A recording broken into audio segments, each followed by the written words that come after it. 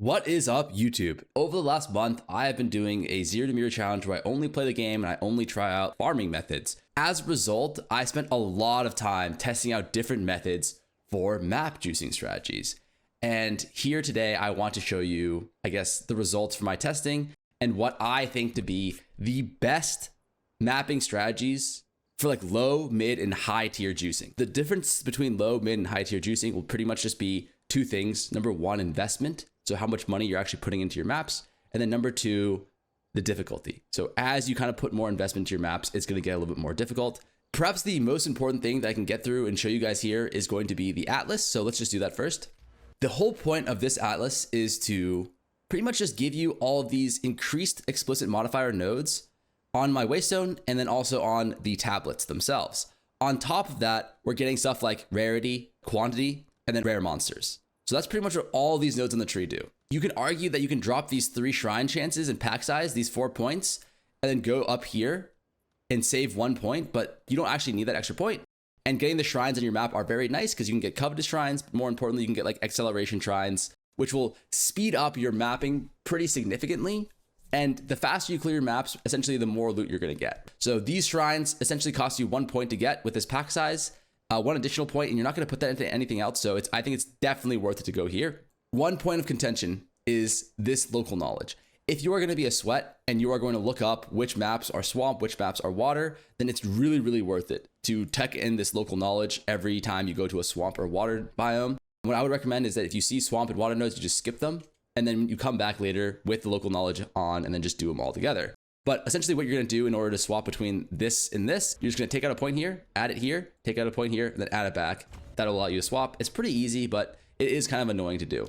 I guess there's only one really other interesting point about the atlas, maybe two, is corrupted infusion. Never take this, even if you're running corrupted maps. It's just too risky. The downside is way higher than the upside. And the second thing is remnants of power. This is fucking broken. So essentially what happens is 1 every 5 maps, the effect on your precursor tablets are doubled, which is essentially why you're going to notice some of the times you're going to have maps that are just like shitting out loot. You might not know why, but it's because of this. But yeah, that's pretty much this main part of the atlas. It's really straightforward. This is just like the best general juicing setup. If you're not going to be running a specific farm like Etzmiri, Essence, Rogue Exiles, or like strong boxes, which I don't think it's worth it to do, this is just going to be your boilerplate, just best bread and butter atlas for every single type of juicing that you're going to do. Next, we're going to go into the breach tree. I'm going to heavily recommend that you farm breach, and it's just pretty simple. You just go up these 2 nodes and up these 2 nodes. This is non-negotiable. You have to go right side for Zesh's Madness. Not just because you can have a 10% chance to drop a full stack of catalysts. That doesn't really matter. What's important is the rare breach monsters now have Soul Eater, which is really good because number one, if you're using Headhunter, which I recommend that you do if you're mapping, you are going to be getting Soul Eater stacks for free. But more importantly, it adds a modifier onto your rare monsters, which is where you're going to get 90% of your breach loot, and rare modifiers, additional rare modifiers on monsters give additional loot. I think it's additional quantity and additional rarity. So it's very, very valuable to get more mods onto your monsters. For your expedition, I think getting like, this is probably the only important one that you take, the 4 implicit modifiers. I'm not even running the expeditions, but it's worth it to do, especially at the lower ends because logbooks are worth quite a bit. And then here on the simulacrum, it doesn't matter at all, really. You want to avoid this just because you don't want random emotions breaking your map. This other stuff doesn't really matter. You're not going to actually be running Deli Mirrors. You're going to be running Delirium on your maps, which gets rid of the mirror. So, and then this ritual setup is pretty much just for trying to get the most tribute out of your maps. This also doesn't matter too much because we're not going to be targeting ritual for the most part. Boss Atlas node, this does kind of matter. I would recommend you go through the middle here for the extra shrine. Again, the shrine is very OP because it just gives you potential to clear your map faster or the potential to have a little bit more rarity on your map. You come up here for the non-irradiated areas for +1. That's also like, you have to do this. And then you come here for this corruption. This essentially just gives you more mobs. So this is just the most optimal way to run your tree. It's just very, very nice. It's just more mobs plus an additional shrine. Why wouldn't you take this if you can? Yeah, the atlas is very, very simple. You can pretty much run this on every single map that I'm going to show you how to run, and you'll be good to go. So that's the atlas done. How do we roll our maps? Like I said before, there's kind of like 3 different tiers that I discovered of how you can roll your maps, and they cost a different amount. The first tier, which is the cheapest and also the least juice, is going to be the standard method of essentially getting high rarity with paranoia onto the map. This is really, really straightforward. I'm just going to go through it quickly. If you already are familiar with this method, you can just go ahead and skip to the next section. But essentially you get a chaotic rarity and then any map that is 6 modded. So if you have a magic map, you just alch it to get 4 mods, and then you just exalt it 2 times. These chaotic rarities are roughly 1 chaos each, and then you activate it, and then you use a chaos orb on the map. 2 chaos cost will essentially take this map that's pretty shit, and then make it have at least like 115 rarity. From here, I am going to recommend that you use a Omen of Sinistral Necromancy. This also costs like maybe like half a chaos, 1 chaos at max, and then Desecrate using a Preserved Vertebrae to guarantee a prefix desecration on your waystone. The reason why we do this is because the prefix waystones are very, very good. But more importantly, they have the chance to have an Overrun Abyss. If you get an Overrun Abyss on your map, it's guaranteed going to be worth 1 div minimum. I have sold many for this price, so I know for a fact this is the case. I just sold one like 2 minutes ago for 31 chaos. That's a little bit more than a div. But if you look through my history, I think I've sold quite a few. This one I sold for 2 div. And then here I sold a bunch for like 3 annuls, that kind of stuff, which is a little bit more than a div. Ultimately, the idea is that if you get one of these, you just sell it. And that will not only pay for all the other maps that you roll, but you'll turn a small profit on it. So essentially, rolling maps, not only will they be free, but you'll make a profit off of the maps that you run in a weird way. Here we go. We're going to add the prefix desecration here onto the map. Boom, 100 rarity with the desecration. This is going to be kind of weird for you probably, but Omen of Echoes are like 75 exalts each. They fluctuate throughout the day, but even at 100 exalts each, they're very cheap. It's like 1 divine to 15 of these. And the odds of hitting the Overrun Abyss is like a 1 in 10. With the Echo, it's a 1 in 5. So essentially 5 Echoes is the cost for every additional pit math. So 5 Echoes is only like 500 exalts. For me, it was like 400. And we're going to make a div off of it, minimum. So it's just very positive EV, expected value, to Abyssal Echo every single one of your maps. So that's just the idea. Even in the cheapest tier, it's worth it to do because we're going to be selling all of our Overrun maps. So now all we do is we go to the Well of Souls. So before we reveal, this is the list of mods that we care about. For rarity maps, number 1 priority is Overrun. They're worth a div. After that, we want additional pits. This gives us 3 additional pits, which is 3 additional sets of like Abyss mobs, which is an insane amount of like rare monsters and value, but also it gives us like 25% more item rarity on our map, which is really good. So not only does it give us more rarity, which is good, it gives us an effect that is amazing. The next one is guaranteed rewards. This gives us 30% more rare monsters and 40% more magic monsters. So this is just very, very good stats for our map. The next one is Abyssal Mod. This gives us 30% more rare monsters, and it gives every single natural rare on the map an Abyssal Mod, which gives them more juice. These 3 and 4 are like interchangeable, like they're roughly the same. It's hard to actually determine what the value of, like, is 40% more rare monsters worth the Abyssal Mod? I'm actually not sure. And these ones are kind of mid, but they don't really give you anything because you're not going to run your depths, you're not going to run the boss. It's just 25% more rarity. And then all the other desecrations just give you pack size, which is very, very mid. That's what we're going to look for here on the map. So nothing good, we're going to re-roll. And no matter what on this first page, no matter what you see, as long as it's not overrun, you're always re-rolling this a second time. And we got something really shit here. That's unfortunate, but that's going to happen. So we're just going to take that here. This is the worst case scenario. We have 100 item rarity and we haven't distilled anything on. So these maps, no matter what, are going to be quite good. Now we're going to use 3 paranoias. These 3 paranoias are like 7 exalts each. So all 3 of them together is like half a chaos orb, okay? We're going to put this on here and we're just going to distill for paranoia. So we now have 45 rare monsters and 100 item rarity on our map. This is more than acceptable for the first tier of our juice. Remember, each map only costs us 2 chaos orbs to roll with a chaotic rarity plus chaos orb. That's 2 chaos. And then 2 chaos orbs for the echo. So that's 4 chaos per map. Every 5 maps with the echo, we're going to find an overrun, which is a div, which is 30 chaos orbs. So it's going to cost us 20 chaos orbs to roll 5 maps. And then we're going to profit 1 div, 30 chaos orbs every overrun. So we're essentially making 10 chaos orbs per 5 maps. So these maps not only are free, each map that we roll, actually we profit 2 chaos orbs on. That is the strategy behind everything that I'm doing and why I roll the maps the way I do. But at the end, you're going to have a map like this, or even better. This is the worst case scenario that you're going to run. 45 rare monster, 100 rarity, more than good enough, okay?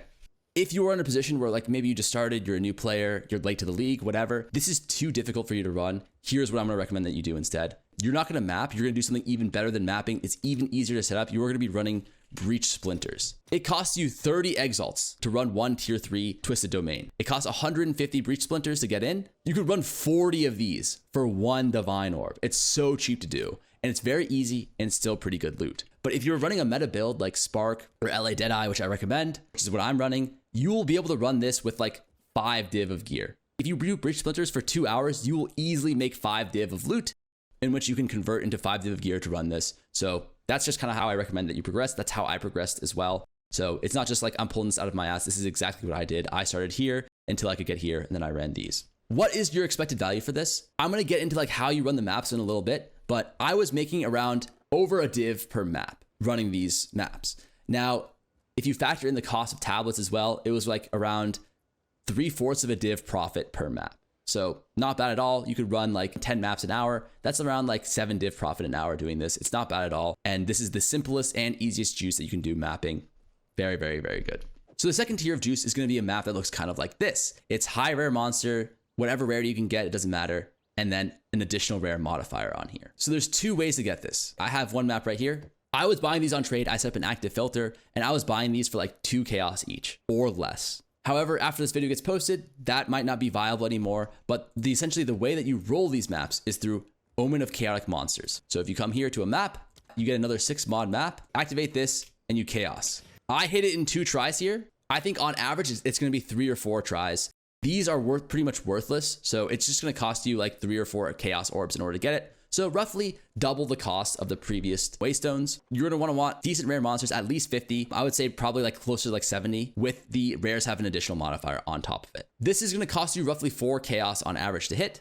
It's not bad at all. The next step is going to be the same as the previous one. We're going to use a Sinistral Omen of Necromancy to desecrate another prefix on to the map. So because this rare monsters has an additional modifier as a suffix, we will never remove this. It's completely safe. It's guaranteed to get a prefix and keep this mod.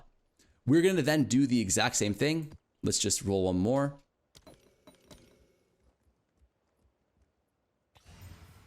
And we are going to go and desecrate. What we're actually looking for on this is very, very similar to the rarity maps. It's just slightly different. We are essentially going to put Abyssal mod from 3/4 all the way up to 2.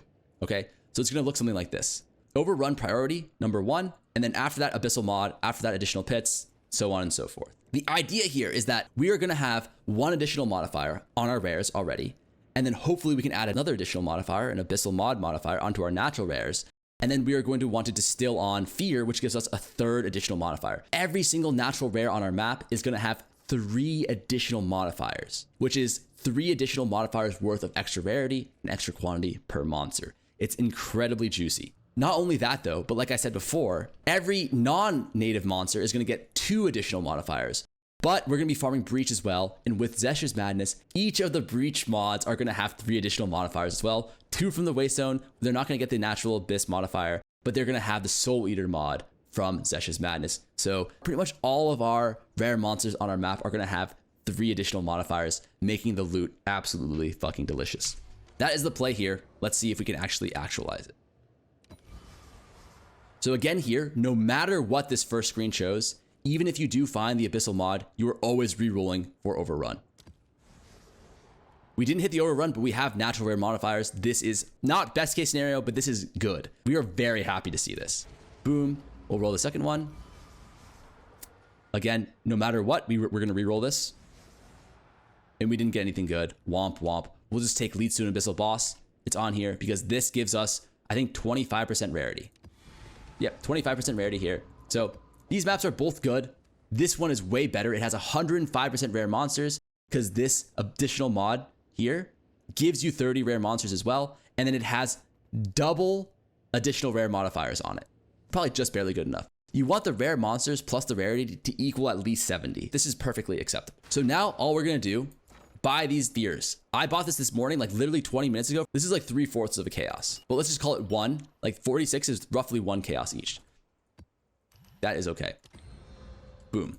So now our end result ideally is going to look like this. We're going to have a high amount of rare monsters. We're going to have 1 additional rare modifier naturally, desecrate on the 2nd extra abyssal modifier for the natural rares, and then distill on Fear for the 3rd additional rare modifier. It says 75% chance, but the Waystone effect in the Atlas tree will end up making this go to 111%. So you have guaranteed 3 with an 11% chance for 4. It's nuts. And this is going to be the second tier of juice. This is absolutely delicious. But one thing to notice here, Paranoia, it gives you 45% rare monsters, but it also gives you 30 deli.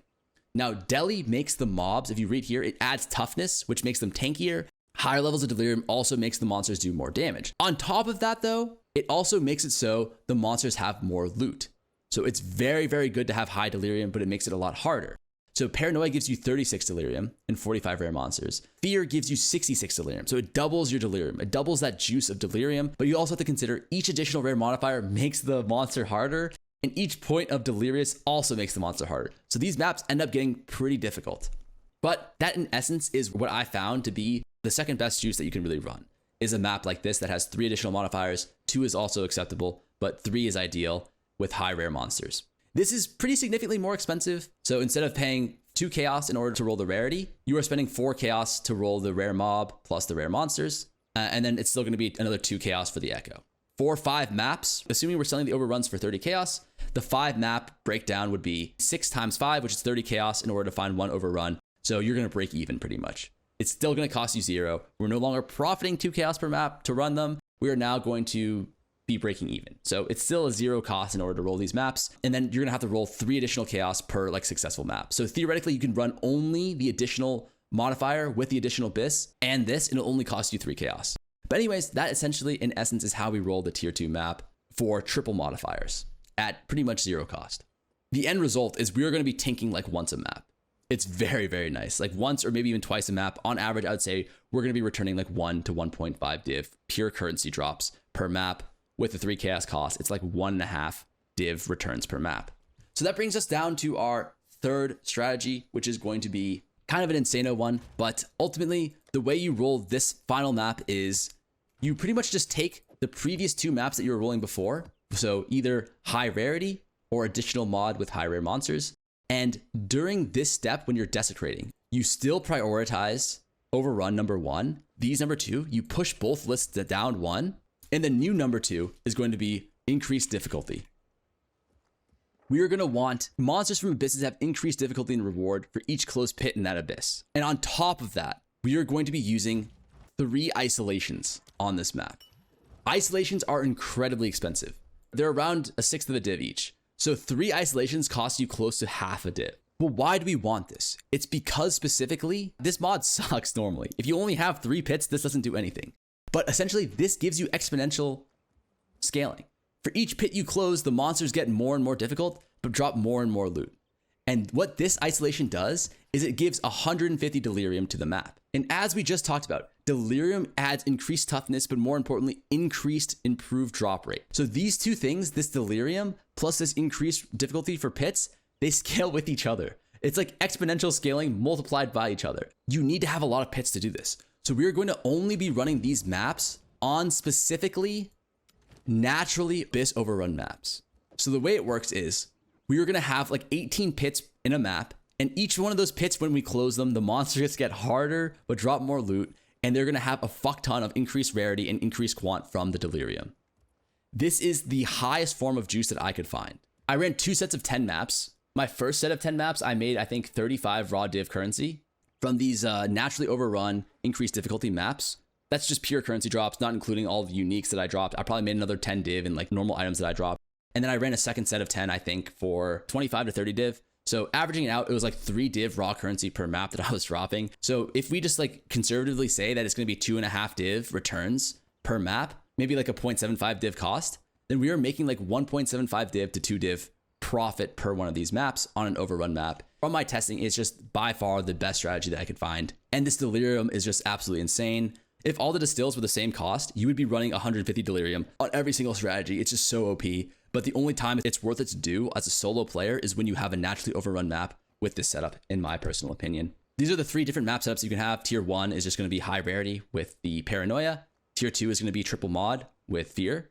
And then Tier 3 is going to be increased difficulty Desecration with 150 Delirium on a naturally overrun map. So that is how you roll the maps, the 3 tiers. What about the tablets? The tablets are actually really straightforward. You're pretty much gonna be running the same 3 tablets for all 3 setups. That is going to be at least 1 Breach tablet, 1 Precursor tablet to give Irradiation. So the point of the Breach tablets are to give, obviously, breaches. The point of the Irradiation tablet is to increase the monster level of the zone. Increasing the monster level of the zone obviously increases the eye levels of the items that you drop, but it also increases the likelihood to drop higher tier currencies. So higher zone level will result in more divine drops. So what do we want on the tablets? For all 3 tablets, we want the prefix to be either item rarity or rare monsters, increased rare monsters. The suffix for the Precursor tablet doesn't matter. The best one is this map has an additional random modifier affix, but these are incredibly expensive and pretty much not worth it to run as a solo player. For the Breach tablets, you are going to want to run 1 additional breach modifier as a suffix and then 1 triple additional breach modifier as the suffix. If you run 2 of these additional breach tablets, when you proc your Remnants of Power, you could end up getting above 100% additional breaches. And if that happens, the game will actually round it down to 1. So you lose out on a little bit of juice. It's a little bit inefficient to do this. So I highly recommend that you do 1 additional breach and then 1 triple additional breach so you don't go over the cap. This is a small min-max, but we're trying to juice our maps as efficiently as possible, so why not do it? Now, the way this works is these tablets are going to cost you, I would say 1 to 2 annul if you set up an active search and you buy them sparingly. However, if you just go for the prefix, you can buy these tablets for like 5 chaos.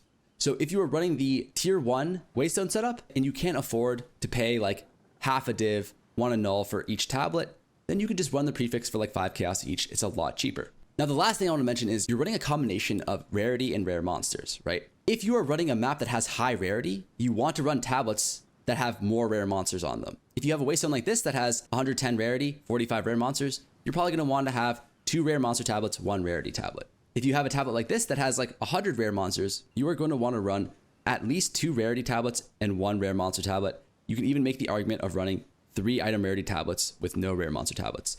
And this is just primarily because you want to have a balance between rare monsters and item rarity. However, I would say item rarity being a little bit more valuable. So I'd say like you want maybe 1.3 to like 1.5x more item rarity than rare monsters. But that's kind of like a min-max thing. You just want them to be kind of close to each other with a good amount of balance. But yeah, that's pretty much it for the tablets. They're very straightforward. Let's talk about the next thing, which is the actual maps that we're going to run. For tier 1 and tier 2, the minimum requirement for your map is going to be a cleanse zone. So the way you get cleanse zones is you essentially have to find a corrupted zone. You clear this nexus, and then it'll cleanse all the maps that are corrupted. And the maps that are corrupted will all have a minimum of range of 20 to 30 additional packs of cleansed monsters. These are broken. These drop an increased amount of raw currency. So these are just like juicy loot pinatas that drop currency. And on top of it, it can roll 1 additional mod. It doesn't have to, but it can roll an additional mod. And the additional mods are like increased gold found, plus level, like that kind of stuff. Usually they're really good, but some of them are actually really bad. And I'm going to explain that right now. The way drops work in Path of Exile 2 is if you have increase of another drop, you will have a decrease of all other drops. So if you have increased gold, you're going to have decreased items, decreased runes, and also, and more importantly, decreased currency. This essentially reads as not just increased gold, but also decreased currency drops. So you do not want to run any of these cleanse zones with increased gold on them. Something like this, though, is incredibly good. Minus XP gain, but 112% increased rarity. Very nice, very juicy. Also, you can get something like +1 monster level. This is also very nice. And then you can get something like Obelisk of Cleansing, which has a bunch of different things that can give you mini shrine buffs for 10 seconds that give rarity, increased defenses, gain damage, that kind of stuff. It's very nice to see. But there's one additional one that you never want to run. It's the same thing as this, except instead of minus XP gain, it's minus quantity. You never want to run these. It's like 60% minus quantity, 180% increased rarity. It's just not worth it to run. So you want to run all of these cleanse zones except for number 1, increase gold, and number 2, decrease quant, increase rarity. But everything else is acceptable to run, and that is what we're going to be looking for. How do you actually find these cleanse zones?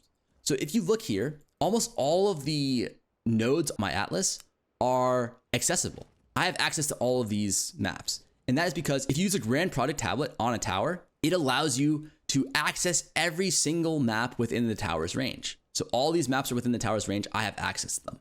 I am just essentially hopping through towers looking for corrupted zones.